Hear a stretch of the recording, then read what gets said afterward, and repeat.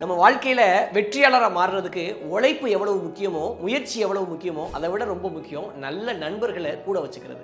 எப்படிப்பட்ட நல்ல நண்பர்களை நம்ம கூட வச்சுக்கணும், முதல்ல நல்ல நண்பர்களை எப்படி நம்ம தேர்ந்தெடுக்க முடியும், இப்படி பல கேள்விகள் நமக்கு இருக்கும். இந்த கேள்விகளுக்கு பதிலாக ஒரு சங்க இலக்கிய பாடல் இருக்குன்னு சொல்றது உங்களுக்கு தெரியுமா?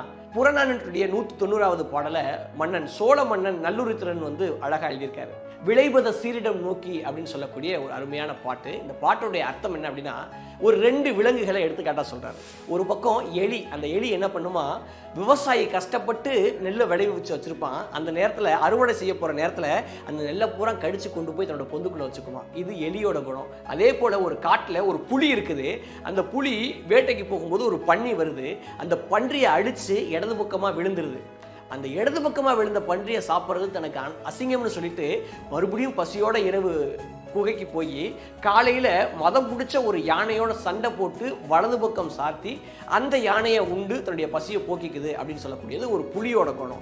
சர்வசாதாரணமாக மற்றவங்க உழைப்பில் வாழக்கூடிய எலி ஒரு பக்கம், தன்னுடைய உழைப்புலையுமே நேர்மையாக கிடைச்ச வெற்றியை மட்டுமே எடுத்துக்கூடிய புலி ஒரு பக்கம். 2 விலங்குகளை காட்டி ஒரு சிறந்த நண்பன் சொல்கிறவன் நம்முடைய மற்றவங்களுடைய உழைப்பில் வாழக்கூடிய எலி மாதிரி இருக்கக்கூடாது, தன்னுடைய உழைப்பால் உயரக்கூடிய புலி மாதிரி இருக்கணும். புலி மாதிரியான நண்பர்கள் நம்ம வச்சுக்கணும்னு சங்க இலக்கிய பாடல் மூலமா இந்த உலகத்திற்கு மிகச்சிறந்த நட்புக்கான இலக்கணத்தை சொன்னது தான் நம்முடைய தமிழ் மொழி.